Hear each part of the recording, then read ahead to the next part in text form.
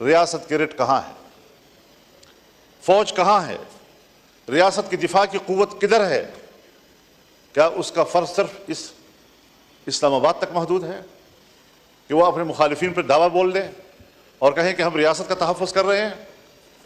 کیا عوام کے کوئی حقوق نہیں ہے؟ ایکسٹینشن کا عمل اگر فوج کے اندر ہے تب بھی غلط ہے، اگر عدلیہ کے اندر ہے تب بھی غلط ہے، اگر سول بیوروکریسی کے اندر ہے تب بھی۔ ہماری عدالتیں لابیوں میں تقسیم ہو چکی ہیں اور وہ باہمی طور پر عدلیہ نہیں بلکہ وہ ایک سیاسی گروہ بن چکے ہیں۔ کوئی ایک پارٹی کو سپورٹ کر رہا ہے تو کوئی دوسری پارٹی کو سپورٹ کر رہا ہے۔ میں کہتا ہوں چیف جسٹس میری مرضی کا ہو، آپ کہتے ہیں نہیں چیف جسٹس میری مرضی کا ہو، کیوں؟ یہاں پر بات کیوں آ گئی ہے؟ ناظرین کا مولانا فضل الرحمان صاحب جو ہے وہ جس وقت ان کو ضرورت ہوتی ہے وہ چیزیں بولنا شروع کر دیتے ہیں، تنقید کرنا شروع کر دیتے ہیں، اور جب ان کو ضرورت ہوتی ہے وہ پھر مل ملا بھی کر لیتے ہیں۔ یہ تو ان کی فطرت ثانی ہے۔ ناظرین کرام، آئین کا تقدس اور 77 کا آئین بھی ان کو اسی وقت یاد آتا ہے جب ان کی کوئی غرض ہو آئین کی طرف۔ اب ناظرین کرام اسمبلی میں ان کی ایک تقریر ہے، آپ ذرا یہ تقریر ملاحظہ کیجئے، اس کے اوپر پھر بعد میں بات کرتے ہیں۔ جناب والا،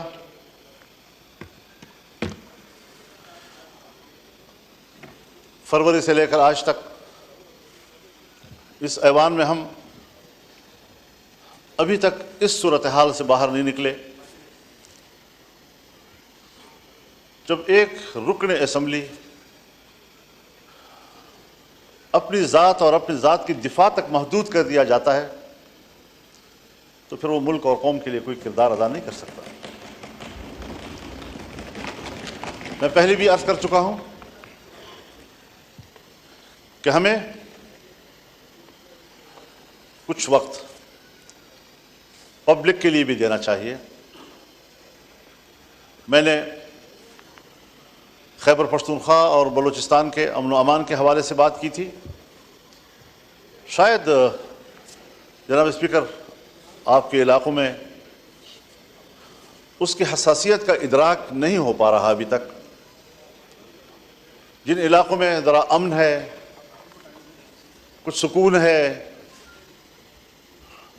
وہ اس کا ادراک نہیں کر پا رہے کہ جو صورتحال آج خیبر پختونخوا میں ہے یا بلوچستان میں ہے۔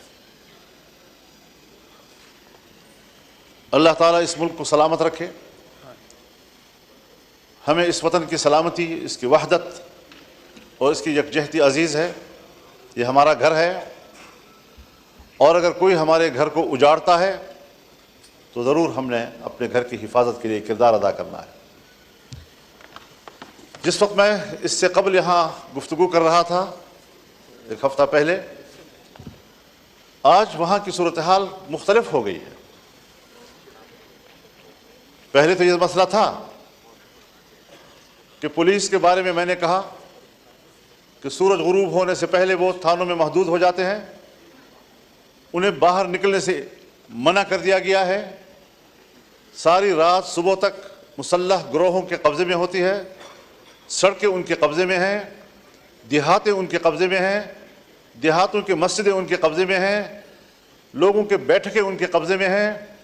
اور اس صورتحال میں آپ مجھے بتائیں کہ پھر ریاست کی رٹ کہاں ہے؟ فوج کہاں ہے؟ ریاست کی دفاع کی قوت کدھر ہے؟ کیا اس کا فرض صرف اس اسلام آباد تک محدود ہے کہ وہ اپنے مخالفین پر دعویٰ بول دیں اور کہیں کہ ہم ریاست کا تحفظ کر رہے ہیں؟ کیا عوام کے کوئی حقوق نہیں ہے؟ آج وہاں پر پولیس نے دھرنے دیے ہوئے ہیں، لکی مروت سے یہ دھرنا شروع ہوا ہے اور اب یہ ڈیرہ اسماعیل خان میں بھی بڑھ رہا ہے، صورتحال وہاں بھی پھیل رہی ہے، باجوڑ میں بھی چلا گیا ہے، بنو میں بھی چلا گیا ہے، اور مختلف اضلاع میں اگر پولیس نے دھرنا دے دیا، بائیکاٹ کر دیا، اپنے فرض کے انجام دہی سے پیچھے ہٹ گئے، آپ مجھے بتائیں کہ کیا صورتحال ہوگی؟ ہماری نہ سنی جائے، کم از کم اپنے ریاستی ادارے پولیس کی تو سنی جائے۔ کہاں ہم کھڑے ہیں؟ کیوں اس چیز کا احساس نہیں ہو رہا ہمارے لیے؟ ہم لگے ہوئے ہیں کہ صاحب ہمارے ہاں آئینی ترامیم کی جائیں، ہمارے ہاں ادارے اور اداروں کے بڑے وہ اپنے ایکسٹینشن کے لیے فکر مند ہیں، اپنے اداروں کی اصلاح اور تقویت کے لیے فکر مند نہیں ہیں۔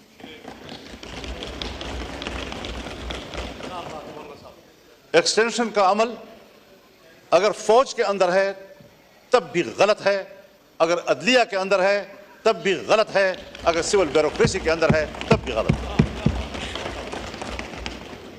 یہ تو کل پارلیمنٹ بھی مطالبہ کر سکتا ہے کہ 5 سال کے بعد ہمیں بھی 5 سال کی ایکسٹینشن دی جائے۔ ہو سکتا ہے جی، اگر کورٹ کو حق حاصل ہے، اگر فوج کو حق حاصل ہے، اگر بیوروکریسی کا حق حاصل ہے، پارلیمنٹ تو سپریم ہے، اس کو تو بدرجہ اولا یہ حق حاصل ہوگا۔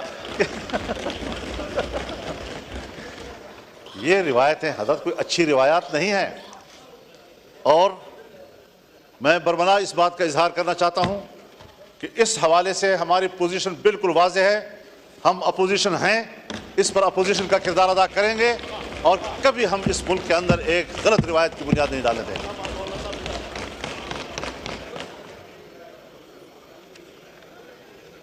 جناب اسپیکر، ہم ان مراحل سے گزر چکے ہیں۔ جنرل مشرف کا زمانہ تھا، ہم اپوزیشن میں تھے، ایل ایف او کے ذریعے انہوں نے سپریم کورٹ کے چیف کے جج کی عمر 68 سال کر دی تھی، اور ہم نے لڑ کر اس کی عمر کو 65 پہ لے آئے بڑے مشکل کے ساتھ۔ ایک فوجی حکومت میں فوج کے فیصلے کو ریڈیوس کیا جہاں تک ہم سے ہو سکتا تھا۔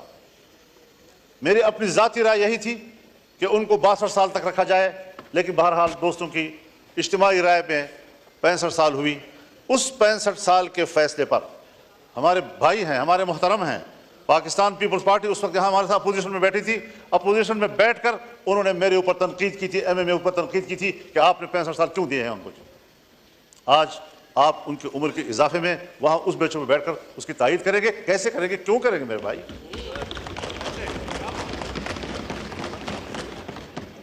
اصول اصول ہوتا ہے، ہمیں کچھ اصولوں کی پیروی کی طرف جانا چاہیے۔ جناب اسپیکر، ہمیں تسلیم کر لینا چاہیے کہ ہمارا جو عدالتی نظام ہے وہ فرسودہ ہو چکا ہے۔ ہمارے عدالتوں کے سامنے جتھے بیٹھے ہوتے ہیں اور وہ فریقین کو اطمینان دلاتے ہیں کہ آپ کا فیصلہ یوں ہوگا اور آپ کا فیصلہ یوں ہوگا۔ ان جتھوں کو ختم کریں اور عدالت کو طاقتور بنائیں تاکہ اس پر اعتماد ہو۔ آپ بھی واقف ہیں اس سے اور میں بھی اس سے واقف ہوں۔ مولانا کی تقریر آپ نے ملاحظہ فرمائی ناظرین کرام، جس طریقے سے میں نے پہلے عرض کیا کہ مولانا صاحب جو ہیں وہ اپنی مرضی کے مالک ہیں۔ جب ان کو سوٹ کرتا ہے وہ اسمبلی میں جا کر ببانگ دوہل جو ہے وہ بولنا شروع کرتے ہیں، اور اداروں کو بھی اور پھر عدلیہ کو، اور جس کو ان کا جی چاہتا ہے وہ ان پہ تنقید بھی کرنا شروع کر دیتے ہیں۔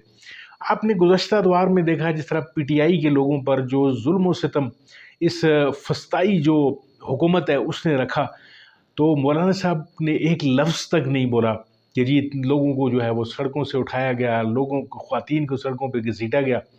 اس گورنمنٹ نے جس طریقے کا ایک رویہ رکھا ایک سیاسی جماعت کی طرف، تو اس حوالے سے جو ہے وہ مولانا صاحب نے کبھی ان کے کان تک جو ہے وہ جوں نہیں پہنچی۔ لیکن جب کوئی ان کو ضرورت پڑتی ہے، کوئی اپنی بات منوانی ہوتی ہے، اگر اسٹیبلشمنٹ کو انڈر پریشر لانا ہوتا ہے یا عدلیہ کو لانا ہوتا ہے، تو پھر وہ کچھ نہ کچھ باتیں ایوان میں ضرور کر دیتے ہیں جا کر۔